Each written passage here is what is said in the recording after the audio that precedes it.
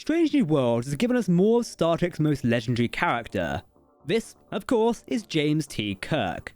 Though, in the Pike series, we see Kirk before he becomes captain of the USS Enterprise. Apart from wondering why Kirk is on Pike's ship all the goddamn time, we have to look at his ship at this time. This is the USS Farragut. It's a ship that has practically been mentioned in Star Trek since the dawn of time.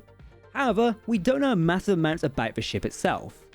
It was featured heavily in the Season 1 finale of Star Trek Strange New Worlds, but if you look closely, you might also see it in the second season, like a Starbase 1 in the opening episode of Season 2. It's also established that James T. Kirk is now the first officer of the USS Farragut. Let's learn more about this ship. Welcome to Star Trek Explained. Welcome to Trek Central, I'm your host Captain Jack, and we're back with Star Trek Starships Explained. If you think of a ship you'd like me, Adam, and the Trek Central crew to discuss, let us know in the comment section. If you want to keep up to date on all the latest Star Trek news, lore, and more, then hit that subscribe button to never miss a video from the team here at Trek Central. Okay, let's go. Captain, I need to talk to you. Ma'am, not to be impolite, but who are you, and what the hell are you doing on my ship? The USS Farragut was launched sometime in the 2250s, initially under the command of Captain Garrovick. Officially listed as a Farragut-Type starship, the design does share similarities with other Starfleet vessels. For example, the overall profile looks like another class we know of. This is the Surya class. While not fully an official ship, it does share a striking resemblance to the Farragut-Type. Some have also said the Farragut-Type could be an early concept of a legendary Miranda class. It is possible. The ship had your usual Starfleet ship layout, with a source section but no secondary hull section. Well, at least it did have 2 warp nacelles, which was standard, and came attached via pylons on the underside of the saucer's hull. These nacelles attached to the ship were a little bit strange, as the pylons curved inwards underneath the saucer instead of straight or curving outwards like most Federation starships. This gave the Farragut a unique profile, as from above, most of the nacelles will be hidden by the saucer section. These nacelles were similar in configuration to that of the Constitution-class nacelles. Considering that Constitution parts were used in other classes at the time, such as the USS Peregrine Sombra class, these nacelles could be Constitution-class nacelles.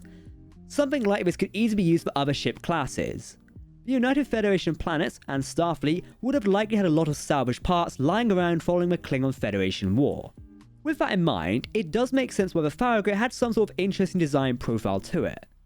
The saucer section of the Farragut was similar to that of the USS Archer, with a standard circular saucer, but the deflector disc was attached to the underside of the hull.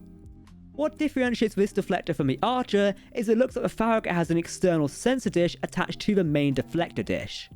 The top side of the Farragut saucer was interesting, with your conventional bridge module in the center, but a curved row of windows in front of this bridge module. Whether this section was similar to the mess hall on the Enterprise, which had curved windows on the saucer, or another room requiring such large windows on the saucer section is unknown. Impulse engines were also located in a very standard place at the rear of the saucer section, with 2 impulse engines found there.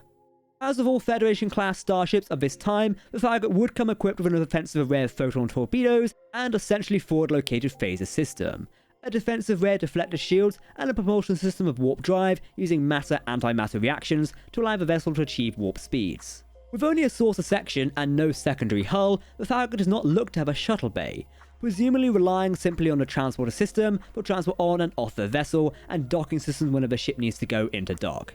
However, in the structure which houses the deflector dish, it does look like the shuttle bay may be located there, but due to its size, it probably couldn't contain too many shuttles at one time. A shuttle bay would be located here or between the 2 impulse engines at the rear of the saucer, which is another logical place for a shuttle bay to be located. The only interior of the Farragut we've seen so far is that of its bridge, and it's basically a standard Federation starship bridge in the 2260s. The bridge is almost identical to that of the USS Enterprise, and considering the reuse of a Constitution-class nacelles, this bridge module could also be a Constitution-class bridge module employed on this class. Realistically though, they just redressed the set of the Enterprise to act as Kirk's bridge on the Farragut, so keep that in mind. The Farragut, however, not having a secondary hull, would still boast an impressive crew complement of over 200 crew members. By 2254, the USS Farragut was still under the command of Captain Stephen Garrovick, with his crew including a young James T. Kirk. Under Garrovick's command, the Farragut would go on many missions, contacting numerous races and visiting many planets. One of these planets visited was the planet Nual. Nual was a planet in a version of the Bronze Age, so protected by General Order 1 of Starfleet, which would later be called the Prime Directive of non-interference on non-warp civilizations. However, even with General Order 1, Starfleet walked a tightrope against these regulations, going on undercover missions to such civilizations, such as what happened on Nual, where James T. Kirk would visit the planet on an undercover cultural survey and become friends with one of the groups of people that lived on the planet, which he would reconnect with during his captaincy of the Enterprise when Nual became a proxy battleground between the Federation and the Klingon Empire. The Farragut would be active during the Klingon-Federation War in 2256 to 2257, but what role it may have served on during the war is unknown. Following the war, with Starfleet returned to its exploration era, the Farragut would be on a mission in exploring the planet Tycho IV. However, above this planet, the Farragut would come into contact with a Dikironium cloud creature while exploring the planet of Tycho IV. This creature would attack the ship, causing the deaths of over 200 officers on board, including Captain Garrovick. The first officer of the ship would survive this encounter.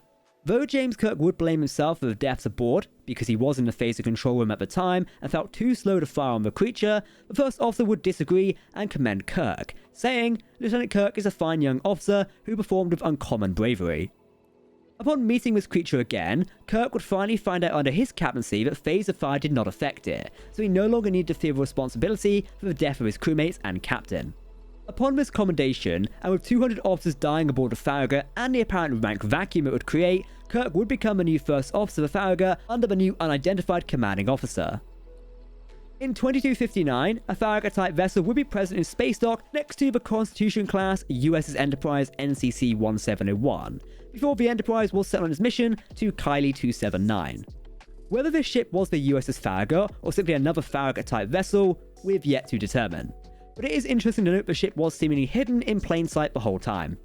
The following canonical time we would see the USS Farragut is an alternate timeline, where Pike managed to avoid his fate of being incapacitated after a training mission as fleet captain.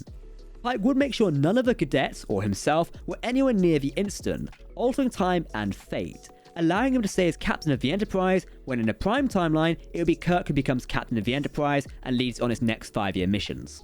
Because of this change in the timeline, in the year 2266, a cloak-enabled Romulan vessel would destroy multiple Federation outposts along a Federation-Romulan neutral zone border, testing out their new weapon and the capabilities of their enemy.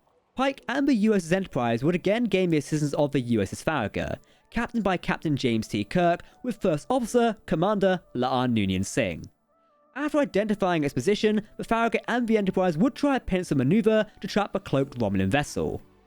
However, this trap would be their undoing, as the Romulan vessel would not be anywhere near where it was predicted to be, taking the Enterprise and Farragut off balance, and launching an attack run on the Farragut, crippling and ultimately destroying the vessel.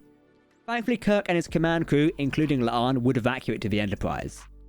This alternate reality would lead to a war between the Federation and Romulan people, which would last for decades to come, until a future Admiral Pike would make a deal with the Klingon monks of Boreth to go back in time and make sure that past Chris Pike would not make the same decisions he did, accept his fate and step down as captain of the Enterprise, allowing James Kirk to take his place on the Enterprise and succeed him.